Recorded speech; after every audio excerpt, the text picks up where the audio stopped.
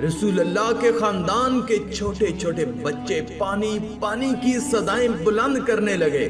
تاریخ نے لکھا 3 دن رسول اللہ کے خاندان کا پانی بند تھا۔ بس جب کربلا کے میدان میں 10 محرم کے دن ہر ایک شہید شہادت کا جام پیتا گیا، امام حسین علیہ السلام تنہا رہ گئے، تو آپ یزید کے سامنے آ کے حجت تمام کرتے ہیں اور کہتے ہیں کوئی ہے اس غریب کی مدد کرنے والا؟ آسمان ہل گیا، زمین تڑپ اٹھی، فرشتے آ گئے، جن کہنے لگے یا حسین ابن علی ہمیں حکم کریں۔ امام حسین نے فرمایا یہ صدا صرف انسانوں کے لیے تھی، لیکن افسوس تمام انسان رسول اللہ کے نواسے کی غربت پہ ہنسنے لگے۔ اتنے میں خیمے میں ایک بچہ اپنے آپ کو جھولے سے گرا دیتا ہے۔ بی بی رباب نے امام حسین علیہ السلام کو بلایا اور دست ادب کو جوڑ کر عرض کرنے لگی، نواسائے رسول، جیسے ہی آپ نے کہا کہ ہے کوئی اس غریب کی مدد کرنے والا، آپ کے اس شہزادے علی اصغر نے اپنے آپ کو جھولے سے گرا دیا۔ امام حسین علیہ السلام علی اصغر کا سر چومتے ہیں اور فرماتے ہیں رباب میں اصغر کو پانی پلا کے آتا ہوں۔ رسول اللہ صلی اللہ علیہ وآلہ وسلم کا نواسا حسین ابن علی اپنے 6 ماہ کے علی اصغر کو گود میں لے کے میدان کربلا آتے ہیں اور کہتے ہیں تمہاری جنگ اگر ہے تو رسول اللہ کے اس نواسے سے ہے، اس معصوم صغیر بچے نے تمہارا کیا بگاڑا ہے؟ لوگوں 3 دن سے اس 6 ماہ کے بچے نے پانی نہیں پیا، پیاس کی وجہ سے اس کی ماں کا دودھ خشک ہو گیا ہے، اے لوگوں اس بچے کو پانی پلاؤ۔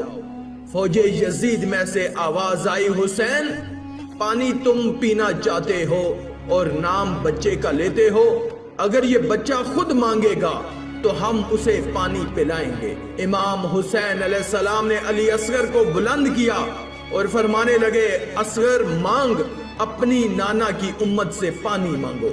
امام حسین علیہ السلام کا یہ کہنا تھا، علی اصغر کے لب ہلے اور علی اصغر فرمانے لگے لوگوں میں تمہارے رسول کے گلشن کا چھوٹا سا پھول ہوں، میری رگوں میں تمہارے رسول کا خون بہتا ہے، اے لوگوں میں 3 دن سے پیاسا ہوں، مجھے پانی پلاؤ۔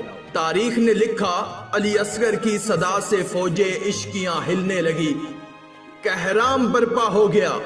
عمر بن سعد اور شمر نے کہا کہیں فوج یزید بغاوت پر نہ اتر آئے، آواز لگائی، ہرملا تیر چلا۔ ہرملا کے پاس جو تیر جانوروں کے شکار کے لیے تھا، تاریخ نے لکھا علی اصغر کا نشانہ لیا اور تیر چلا دیا۔ اس تیر کی 3 نوکیں تھیں، ایک نوک علی اصغر کی کمر میں لگی، دوسری نوک اس کے بازو میں لگی اور تیسری نوک علی اصغر کے کان میں لگی۔ تیر اتنا وزنی تھا کہ علی اصغر کو چیر کے امام حسین کے بازو پہ جا لگا۔ تاریخ نے لکھا علی اصغر کے جسم سے خون امام حسین کے ہاتھوں پر آ گرا۔ امام حسین علی اصغر کو ہاتھوں میں لیے اپنے نانا کی امت کو دیکھ رہے ہیں، چاہا کہ علی اصغر کے خون کو زمین کے حوالے کرے۔ زمین چیخ اٹھی، مولا اگر اس ناحق خون کو ہم پہ گراتے ہیں روزے محشر تک میں اناج نہیں اگاؤں گی۔ امام حسین نے چاہا کہ اس کو آسمان کے حوالے کریں۔ آسمان کہنے لگا رسول اللہ کے نواسے اگر اس خون کو ہماری طرف پھینکا ہم روزے محشر تک بارش نہیں برسائیں گے۔ امام حسین نے خون علی اصغر اپنے چہرے پر ملا اور ان ظالموں کی طرف دیکھ کر کہنے لگے اے لوگو روز محشر میں خون علی اصغر اپنے چہرے پہ لے کے آؤں گا اور اللہ کے سامنے سوال کروں گا کہ میرے اصغر کا کیا جرم تھا۔ پھر علی اصغر کی لاش کو بازوؤں میں چھپائے جیسے ہی خیمے میں آئے، بی بی رباب نے رو کے پوچھا اے مولا میرے بچے نے پانی پیا؟ امام حسین علیہ السلام نے علی اصغر کو اپنی باہوں سے ہٹایا۔ بی بی رباب چیخ کے کہنے لگی یا مولا جس نے میرے اس معصوم بچے کو مارا کیا اس کی کوئی اولاد نہ تھی؟ امام حسین علیہ السلام نے فرمایا صبر کرو، اللہ کی مرضی یہ ہے کہ ہم ہر ظلم سہ کے اسلام کے لیے صبر کریں، کیونکہ ہمارے ہی خون سے اللہ کا دین بچنا ہے۔ اور رباب علی اصغر کی قبر بناتے ہیں۔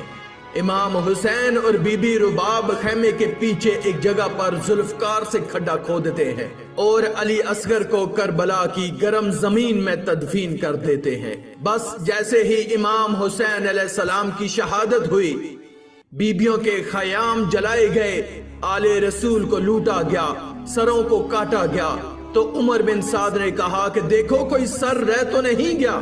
کسی ظالم نے کہا کہ ایک سر رہ گیا ہے۔ شمر نے پوچھا کون سا سر؟ اس ظالم نے کہا حسین ایک 6 ماہ کا بچہ لے کر آئے تھے، ہم نے اس کو تیر مار کے شہید کیا تھا، اس کا سر نہیں ملا۔ شمر نے کہا ڈھونڈو، زمین پہ نیزے مارتے رہو، یہیں کہیں حسین نے تدفین کیا ہوگا۔ بس پھر کیا تھا، کربلا کی گرم زمین پہ فوج زمین پر نیزے مار مار کے علی اصغر کو ڈھونڈتی رہی۔ تاریخ نے لکھا ایک جگہ نیزہ لگنا تھا، جیسے ہی نیزہ اوپر آیا علی اصغر کا جسم اس نیزے پر سوار تھا۔ فوج یزید خوشی سے جھوم رہی تھی اور وہاں ایک ماں نے اپنے بچے